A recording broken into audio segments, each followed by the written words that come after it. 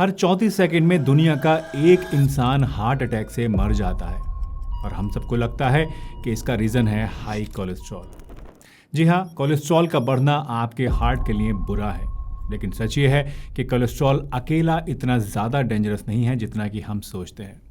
सिर्फ कोलेस्ट्रॉल कभी भी हार्ट अटैक नहीं लाता जब तक इसके साथ एक और हिडन फैक्टर ना जुड़ जाए। और ये वही बात है जो 90% लोग और कभी कभी डॉक्टर्स भी इग्नोर कर देते हैं। हाय एवरीवन, मैं हूं डॉक्टर सलीम और पिछले 20 सालों में मैंने हज़ारों पेशेंट्स देखे हैं जिनकी रिपोर्ट्स में कोलेस्ट्रॉल बढ़ा हुआ था। इनमें से ज़्यादातर पेशेंट्स सोचते थे कि बस कोलेस्ट्रॉल को कम कर लेंगे तो सब कुछ ठीक हो जाएगा, प्रॉब्लम ख़त्म हो जाएगी। लेकिन दोस्तों, असली तस्वीर इससे कहीं ज़्यादा कॉम्प्लेक्स है। मुझे याद है, मैं एक पेशेंट से मिला था। श्याम जी नाम था, 55 साल उम्र थी और उनका LDL कोलेस्ट्रॉल 200 से भी ज़्यादा था। तो उन्होंने फ़ौरन मेडिसिन लेना शुरू कर दिया और 3 महीने बाद उनका कोलेस्ट्रॉल कम भी हो गया। लेकिन रिपोर्ट्स में ये पता चला कि इसके बावजूद उनकी नसों में रुकावट और ज़्यादा गहरी होती जा रही थी।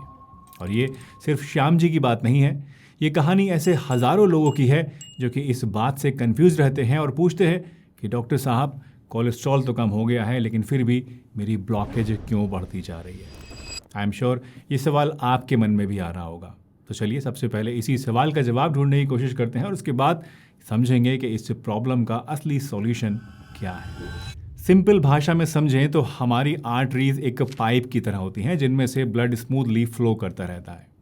अब अगर आपकी आर्टरीज हेल्दी हैं तो LDL बढ़ने के बावजूद ये नसों की वॉल्स पे आसानी से चिपकता नहीं है, और अगर चिपक भी जाता है तो हमारी आर्टरीज इतनी ज़्यादा लचीली बनाई है नेचर ने कि खून के प्रेशर से ही आसानी से फैल जाती हैं और ब्लड रुकता नहीं है बल्कि स्मूथली फ्लो करता रहता है।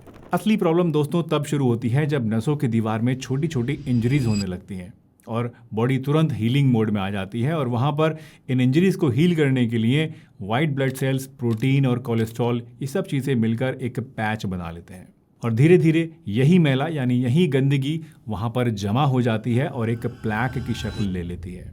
एक सॉलिड प्लैक वहाँ पर बन जाता है और यही प्लैक एक्चुअल में हार्ट अटैक और स्ट्रोक का सबसे बड़ा रिस्क फैक्टर होता है, क्योंकि जब ये रप्चर करता है तो वहाँ क्लॉट बनता है जिससे कि दिल की नसें ब्लॉक हो जाती हैं और अचानक से हार्ट अटैक हो जाता है।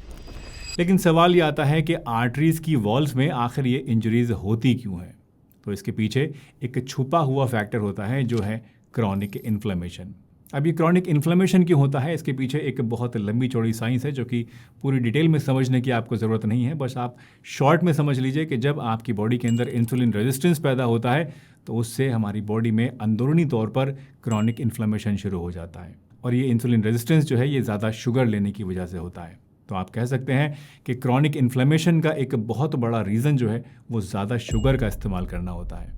तो 2 चीज़ें मेनली मेरे हिसाब से आपके हार्ट के लिए सबसे बड़ी नुकसानदेह चीज़ है और आपके अंदर हार्ट अटैक पैदा करने का एक बहुत बड़ा रिस्क फैक्टर हो सकती हैं, और वो है बढ़ा हुआ कोलेस्ट्रॉल और दूसरा है क्रॉनिक इन्फ्लेमेशन। जब ये दोनों चीज़ें आपस में मिलेंगी तभी सही मायनों में आपकी बॉडी को, आपके हार्ट को सबसे ज़्यादा खतरा हो। तो अब आप समझ गए होंगे कि हार्ट अटैक की कहानी सिर्फ कोलेस्ट्रॉल की नहीं है।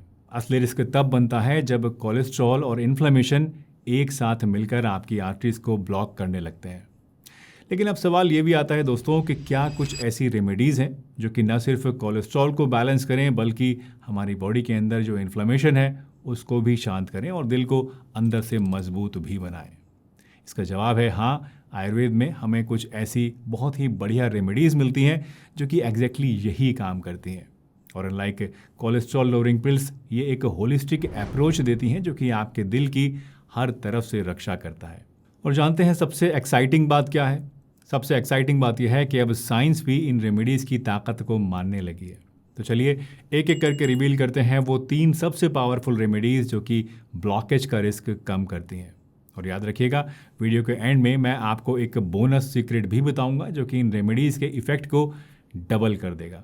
तो वीडियो को एंड तक देखिएगा, बीच में स्किप बिल्कुल भी मत कीजिए। सबसे पहले बात करते हैं अर्जुन की छाल के बारे में, जिसे आप अपने दिल का बॉडीगार्ड भी कह सकते हैं। मेरे एक पेशेंट थे, एक रिटायर्ड बैंक मैनेजर, जो रोज़ाना वॉक करते थे लेकिन चलने से उनके चेस्ट में हैवीनेस की कंप्लेंट हुआ करती थी।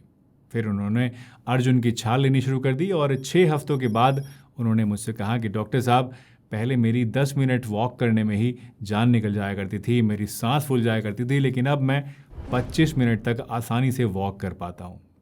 दोस्तों, अर्जुन न सिर्फ आपके कोलेस्ट्रॉल को कम करता है बल्कि हार्ट की पंपिंग पावर को भी इम्प्रूव करता है। यानी आपका हार्ट जो पंप करता है उसकी इफिकेसी को ये बढ़ा देता है, और इसीलिए मैं इसे दिल का सबसे अच्छा, सबसे बड़ा डॉक्टर मानता हूँ।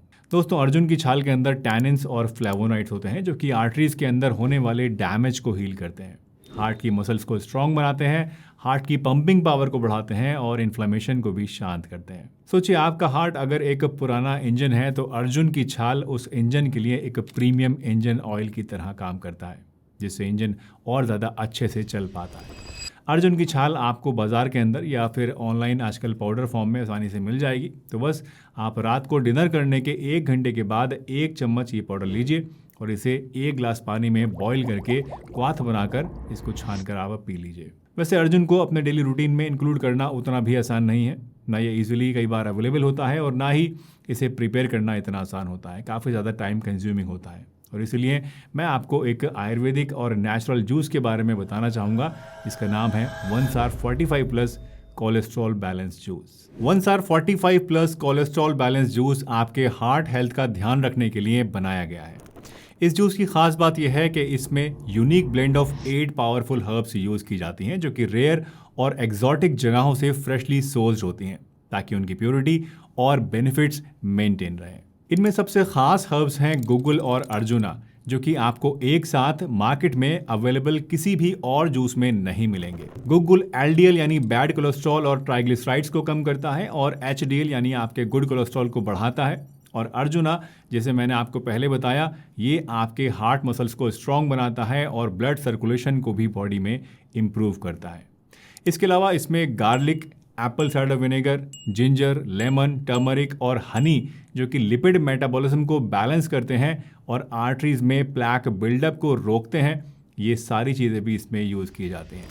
ये 100% आयुर्वेदिक और नेचुरल जूस है और इसमें ना कोई एडिटिव कलर है और ना ही कोई आर्टिफिशियल फ्लेवर और ना ही केमिकल्स। इसे यूज़ करना भी बहुत ईजी है। सिर्फ 30 ml जूस को 1 ग्लास पानी में मिलाइए और पी लीजिए। बेस्ट रिजल्ट्स के लिए इसे दिन में आप 2 टाइम लीजिए, एक बार सुबह खाली पेट और एक बार शाम को खाने के थोड़ी देर के बाद, और कम से कम 4 से 5 हफ्ते तक आप इसको रेगुलरली ज़रूर यूज़ कीजिए। दोस्तों, 1SAR कोलेस्ट्रॉल बैलेंस जूस एक सिंपल और इफेक्टिव रेमेडी है जो नेचुरल हर्ब्स के साथ कोलेस्ट्रॉल को बैलेंस करती है और आपके हार्ट को अंदर से स्ट्रांग बनाती है।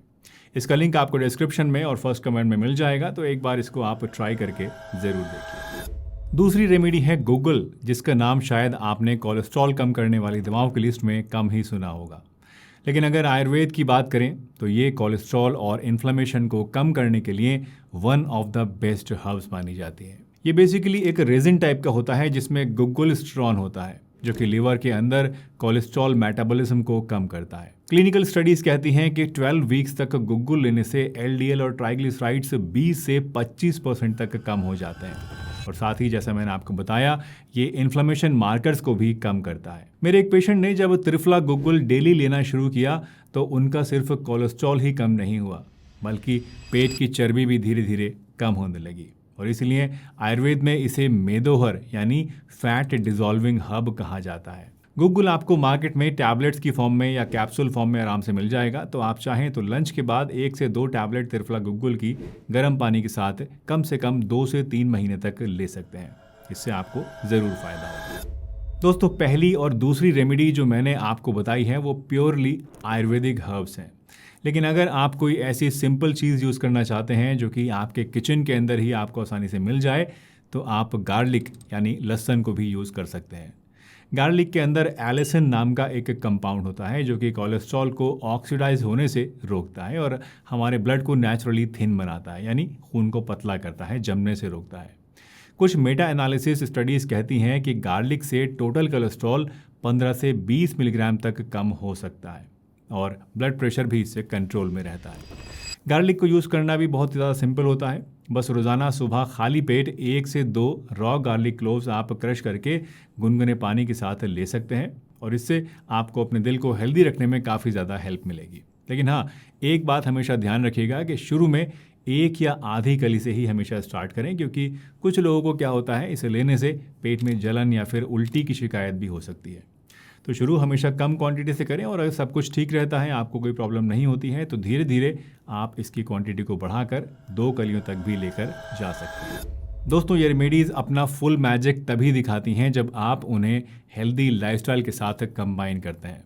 तो सिर्फ रेमेडीज़ लेना ही काफ़ी नहीं होता है, इनके साथ आप रोज़ाना कम से कम 30 मिनट की ब्रिस्क वॉक या फिर हल्का एरोबिक एक्सरसाइज ज़रूर करें।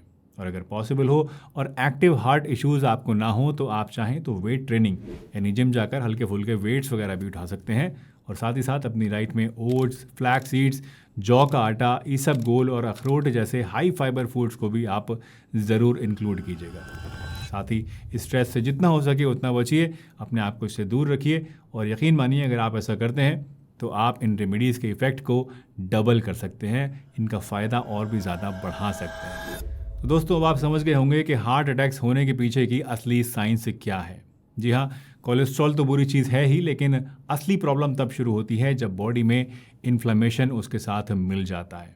और इसी वजह से आपको ऐसी रेमेडीज़ लेनी चाहिए जो कि इन दोनों चीज़ों को एक साथ टारगेट करें।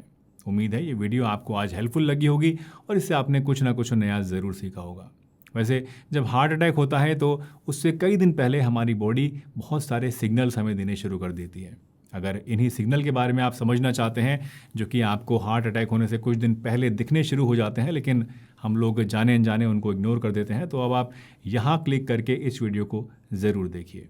मिलते हैं एक नई वीडियो में, तब तक के लिए अपना ध्यान रखिए, हंसते रहिए, मुस्कुराते रहिए, रोज़ कुछ ना कुछ नया सीखते रहिए ताकि आप रह सकें हेल्दी हमेशा।